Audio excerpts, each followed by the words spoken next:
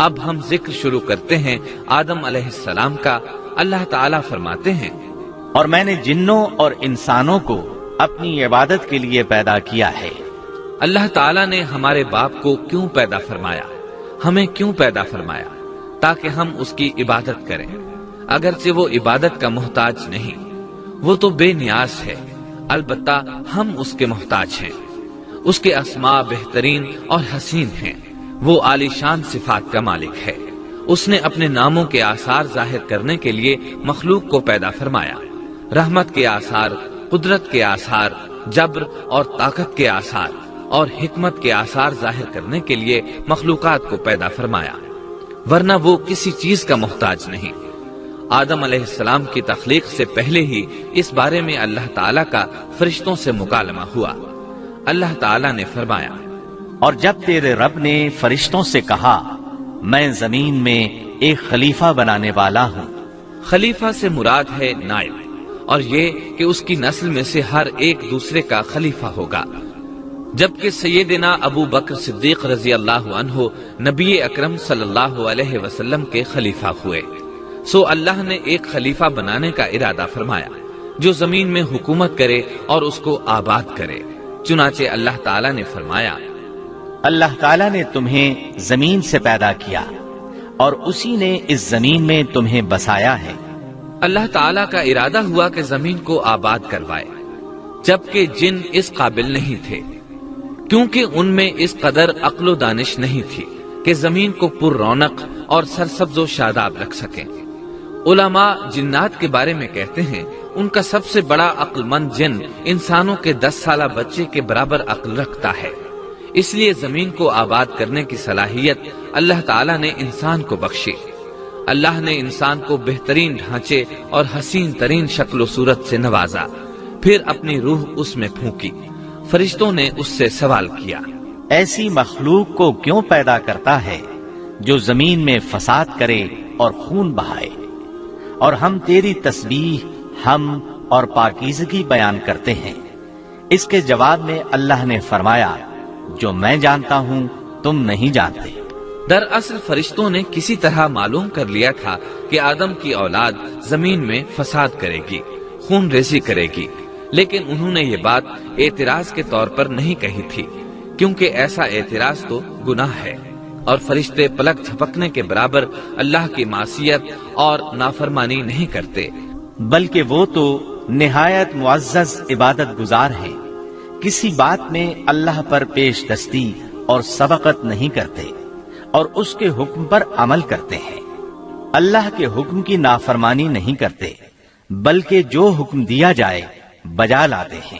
اس لیے فرشتوں کا یہ پوچھنا وضاحت طلبی کے لیے تھا، وہ تو انسان کے پیدا کرنے کی وجہ پوچھ رہے تھے۔ وہ زمین میں جنات کے اعمال اور کرتوت کا مشاہدہ کر چکے تھے، یعنی اللہ تعالیٰ نے انہیں پیدا کر کے اختیار دیا تو وہ فتنہ و فساد اور فسق و فجور میں مبتلا ہو گئے، اور اب ایک اور مخلوق زمین میں بسائی جا رہی تھی، تو اس بات کا امکان تھا کہ یہ مخلوق بھی ان کے نقش قدم پر چلے۔ اس لیے فرشتوں نے تعجب اور حیرت کی بنا پر یہ سوال کیا تھا، اور پوچھنے کا مقصد یہ تھا کہ کیا یہ بھی جنوں کی طرح ہوں گے؟ اس طرح انہیں یہ خدشہ لاحق ہوا کہ شاید ان سے اللہ کی عبادت میں کوتاہی یا کمی واقع ہوئی ہے، جس کی وجہ سے اللہ کو نئی مخلوق پیدا کرنا پڑی۔ اس لیے ان کی بات میں یہ بھی تھا کہ ہم تیری حمد اور ثنا بیان کرتے ہیں۔ بہرحال ان کے سوال کے 2 مقصد تھے۔ کیا یہ جنوں کی طرح فساد کرنے والی قوم ہے؟ کیا ہم سے تیری عبادت میں کوتاہی ہوئی ہے؟ اس پر اللہ تعالیٰ نے فرمایا، جو میں جانتا ہوں وہ تم نہیں جانتے۔ اس موقع پر فرشتوں کے ذہنوں میں ایک اور بات بھی آئی۔ وہ آپس میں کہنے لگے کہ اللہ تعالیٰ جو بھی مخلوق پیدا کرے گا وہ ہم سے زیادہ معزز اور عالم نہیں ہو سکتی۔ یعنی جب فرشتوں نے باقی مخلوقات کا جائزہ لیا، مثلا آسمان، زمین، پہاڑ، جن، چوپایوں وغیرہ کا، تو انہوں نے سوچا یہ ہم سے زیادہ مرتبے والی نہیں ہے، لہذا یہ مخلوق بھی پیدا ہو رہی ہے تو یہ ہم سے زیادہ مرتبہ نہیں رکھتی۔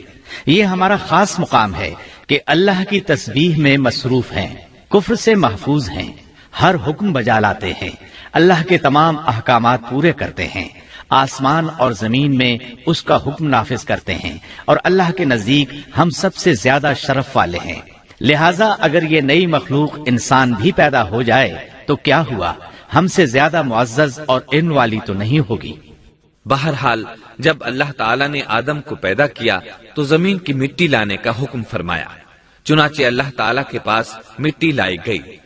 امام ترمذی، ابن حبان اور امام احمد رحمت اللہ علیہ نے ایک حدیث بیان کی ہے جس کے الفاظ کچھ یوں ہیں: اللہ تعالیٰ نے آدم علیہ السلام کو مٹی کی ایک مٹھی سے پیدا فرمایا، اس مٹی کو اللہ تعالیٰ نے پوری زمین سے اٹھوایا تھا۔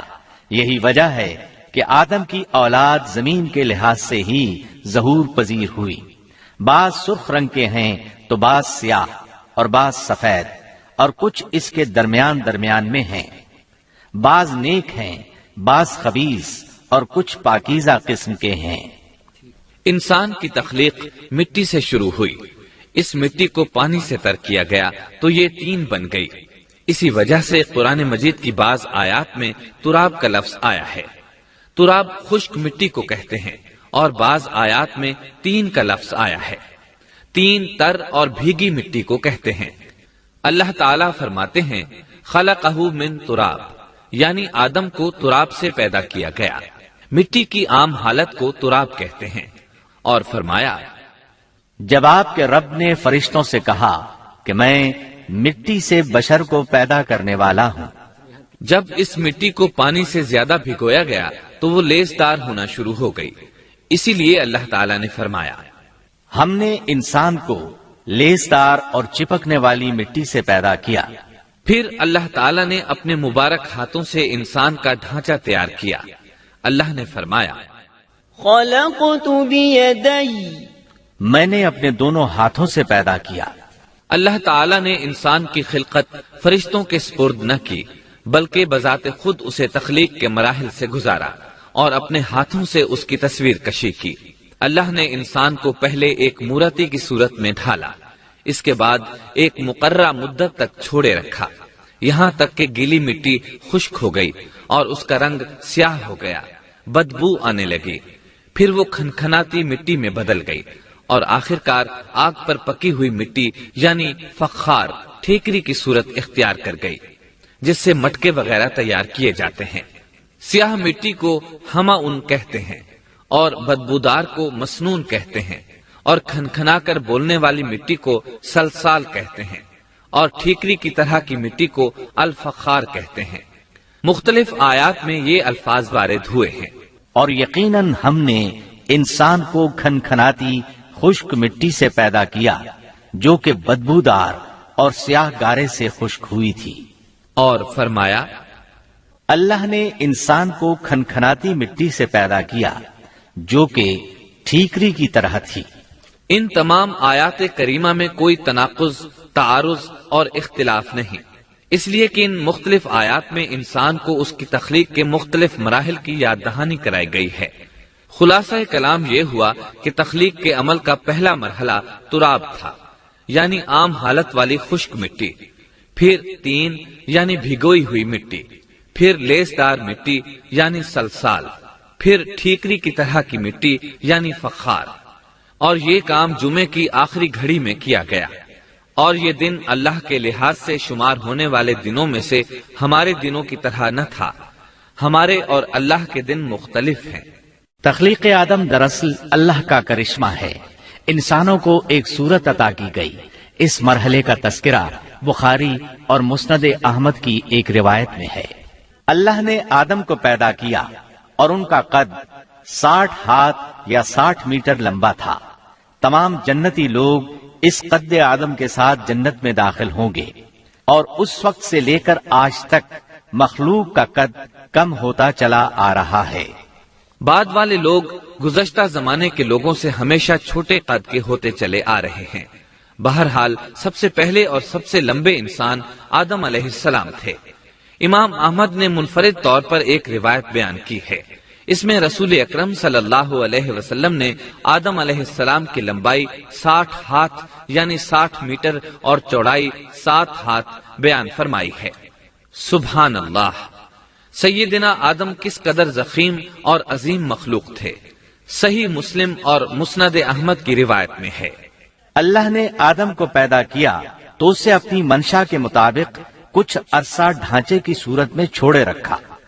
ابلیس اس کے ارد گرد چکر لگانے لگا۔ اس نے دیکھا کہ وہ پیٹ والا ہے۔ وہ سمجھ گیا کہ یہ مخلوق اپنے آپ پر کنٹرول نہیں کر سکے گی۔ اس حدیث سے معلوم ہوتا ہے کہ انسانوں کی طرح جنات کا پیٹ نہیں ہے، صرف انسان ایسا ہے جس کا اندر والا حصہ کھوکھلا ہے۔ بہرحال اللہ نے انسان کو اس شکل و صورت میں پیدا فرمایا۔ احادیث مبارکہ میں آدم علیہ السلام اور ابلیس ملعون کا قصہ تفصیل سے بھی موجود ہے اور مختصر بھی۔ مثلا تفسیر تبری میں سیدنا عبداللہ بن عباس رضی اللہ عنہما سے روایت ہے، اللہ تعالیٰ نے آدم علیہ السلام کی مٹی کا حکم دیا، مٹی لائی گئی۔ اللہ تعالیٰ نے آدم علیہ السلام کو لیسدار اور بدبودار سیاہ مٹی سے پیدا فرمایا، اور یہ کام اللہ نے اپنے مبارک ہاتھوں سے کیا۔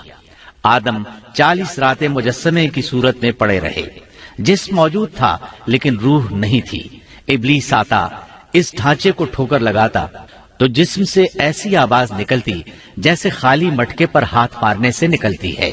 اسی لیے اللہ نے بھی فرمایا ہے کہ وہ کھنکھناتی مٹی سے پیدا کیے گئے۔ آدم علیہ السلام میں روح ڈالنے سے پہلے ایک مرتبہ فرشتوں کا ان کے پاس سے گزر ہوا تو وہ کچھ گھبرا سے گئے۔ ابلیس کو تو بہت زیادہ گھبراہٹ کا سامنا کرنا پڑا۔ وہ گزرتے ہوئے ٹھوکر مارتا اور کہتا، تجھے کسی خاص مقصد کے لیے پیدا کیا گیا ہے۔ یہ کہہ کر وہ آدم کے منہ میں داخل ہو جاتا اور کمر کے راستے باہر آ جاتا اور فرشتوں سے مخاطب ہو کر کہتا، اس سے گھبرانے کی کوئی ضرورت نہیں۔ اگر مجھے اس پر مسلط کر دیا گیا تو میں یقیناً اسے ہلاکت میں ڈال دوں گا، اور اگر اسے مجھ پر مسلط کر دیا گیا تو بلا شبہ میں اس کی نافرمانی کروں گا۔ اندازہ کیجئے وہ تعجب کر رہا ہے کہ انہیں کیوں پیدا کیا گیا ہے۔ اس کی آدم علیہ السلام سے دشمنی کس قدر پرانی ہے، گویا ابتدا ہی سے یہ عداوت پر ڈٹ گیا تھا۔ بہرحال اللہ نے آدم میں روح پھونکی۔ اس مضمون کو قرآن مجید میں جا بجا ذکر کیا گیا ہے۔ اللہ تعالیٰ فرماتے ہیں، جب میں اس کو ٹھیک ٹھاک کر لوں اور اس میں اپنی روح پھونک دوں تو تم سب اس کے سامنے سجدے میں گر پڑنا۔